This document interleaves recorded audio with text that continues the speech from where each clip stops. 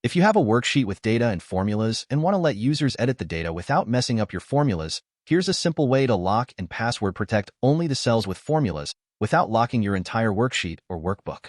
First, unlock all cells. By default, all cells are locked, but this doesn't take effect until you protect the worksheet.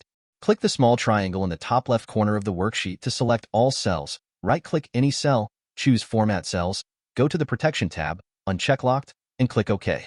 Now all cells are unlocked. The second step is to select all cells containing formulas.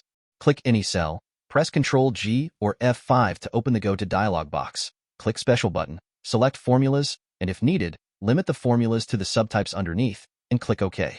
The third step is to lock the formula cells. With the formula cells selected, right-click any of them, choose Format Cells, go to the Protection tab, check Locked, and click OK.